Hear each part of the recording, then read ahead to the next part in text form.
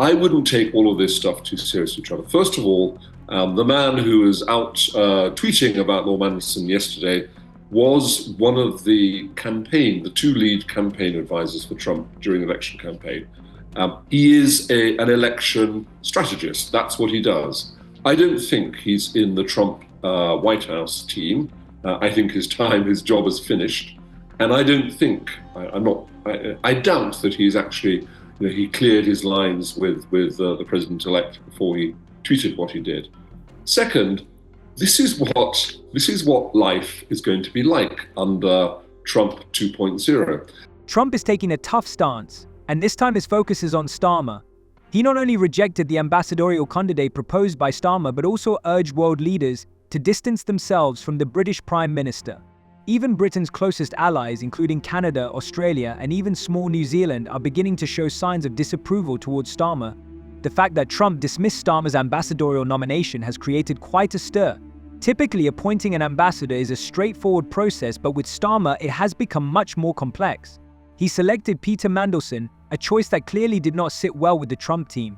This issue goes beyond mere political preferences. Trump's associates are particularly concerned about Mandelson's connections to China.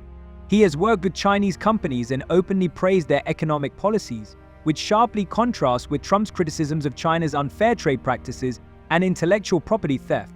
But that's not all. Remember Starmer's meeting with Kamala Harris? Trump certainly hasn't forgotten, and he's not pleased about it. Starmer's compliments towards Harris and his focus on collaboration was seen by Trump's team as a betrayal. Lord Mandelson heads to Washington in January. Is that a good call by the Prime Minister? I think it is. I think of the candidates whose names were out there, and I don't know if they were all actually candidates or not, then he was the best choice. And he clearly wanted the job. He was out there in public saying what he would do were he to get it. And he has a background as a trade expert. He was trade minister in the UK. He was EU Commissioner for Trade. So he has a lot of expertise to bring to bear on the argument of whether we can persuade the Trump administration not to impose these 20% tariffs on all imports into America. The relationship between the United Kingdom and the United States has reached an unprecedented level of tension.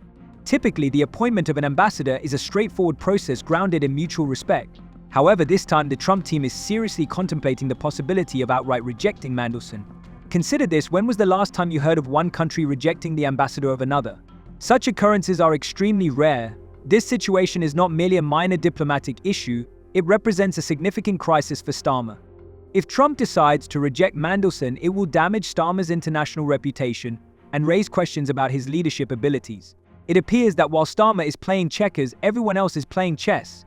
Such a rejection could lead to numerous serious repercussions. Ambassadors are crucial in establishing and strengthening relationships between nations, negotiating trade agreements and safeguarding national interests. Without a British ambassador in Washington, vital discussions on trade, security, and global matters could come to a standstill. This diplomatic instability underscores the fragility of international relations and the necessity for sound decision-making in foreign policy. Have Labour MPs ruined our special relationship with America? Well, Donald Trump is back and unlikely to have forgotten all the things said about him by Labour figures who are now senior government ministers. They were lining up to criticise him last time he was president, when they were in opposition. But Labour is in government now and Trump is returning to the White House, creating a potentially awkward situation. David Lammy, now the Foreign Secretary, said this about Trump in 2018. A president who would line up with neo-Nazis. In 2017, Wes Streeting, now the Health Secretary, said Trump is an odious, sad little man. Strengthening relationships with the EU and China seems to have made him forget that the UK is no longer part of the EU. While I wholeheartedly support the expansion of diplomacy, the reality is that the world doesn't revolve around Brussels and Beijing. What about our North American allies and the Commonwealth nations? They appear to be sidelined in his ambitious plans. In the meantime, we are missing out on valuable opportunities right in front of us. It's like a game of musical chairs in diplomacy. While we focus on familiar partners, other countries are swiftly claiming positions that should belong to us. Take Canada and Mexico, for instance. They are enhancing their connections with the United States and bolstering economic cooperation while we sit on the sidelines. And what about the Commonwealth countries? They are seeking trade and security agreements elsewhere because Starmer refuses to look beyond the English Channel. Let's not forget the Chagos Islands. Eventually, the problem for Keir Starmer is that his MO now is that he kind of sets out his stall. He decides, right, I'm going to go out there and make a statement. And instead of sort of calming the waters, and instead of sorting out the system and making sure that everybody now understands we're on this page, he sort of makes it worse. Yes. He doesn't seem to have the capability of calming a situation down. Like, remember when he came out with the far-right thugs and in the midst of all the riot stuff and started saying we were going to, we're going to prosecute people to the fullest extent of the law. That wasn't what people needed to hear at that point. No. They needed to hear, look, I understand why people are angry, but you can't be doing this. Yes. That's what he should have said. Yes, so he goes into sort of straight-laced. Starmer's decision has placed him in a highly precarious position that could severely harm Britain's relationship with its closest ally. What's even more concerning, this is just the beginning of Starmer's diplomatic challenges. Yes, you heard that right. Things are only going to get more complicated from here. Trump's rejection of Mandelson is merely the first domino in a series of potential diplomatic missteps. Starmer needs to prepare himself as he navigates a challenging path in international politics.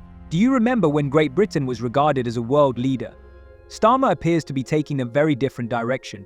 In just 5 months, he has spent nearly a month traveling abroad, primarily to Brussels and Beijing. But why is he overlooking our closest ally across the Atlantic? The answer may surprise you and undoubtedly raise eyebrows among world leaders. Let's delve deeper. In those 5 months, our esteemed Prime Minister has spent a total of 26 days abroad, which is almost an entire month. And where has he been? I was in government when Trump came in, and this is a foreshadowing for the Prime Minister of what is going to come under a Trump administration. They will be derailed almost every day by something that the President says or what the White House releases or a decision that they make that is going to distract from what it is the government wants to talk about. I mean, we had situations in Downing Street where Trump would wander out onto the White House lawn in front of the cameras and say, oh, something's happened in the UK, I'm going to go and call Theresa, and suddenly the phone would ring in the Prime Minister's office. Oh God, the President's on the phone. And this is a foreshadowing for him. Where is Starmer?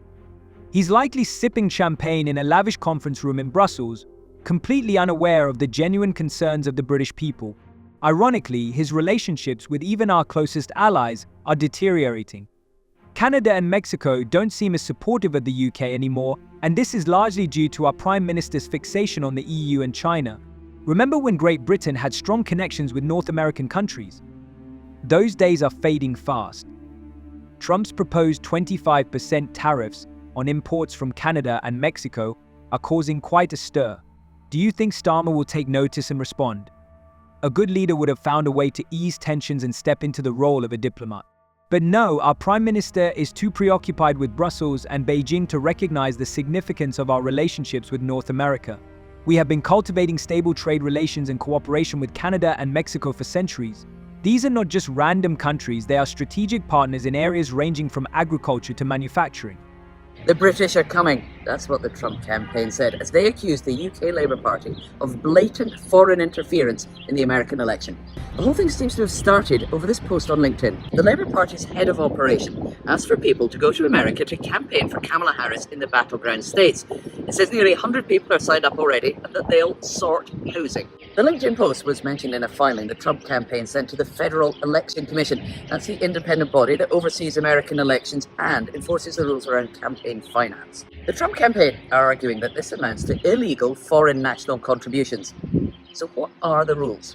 Foreign nationals can be campaign volunteers as long as they are not paid for it. Labour say that they haven't arranged or organised any of these trips and that accommodation is being provided by Democrat campaign volunteers.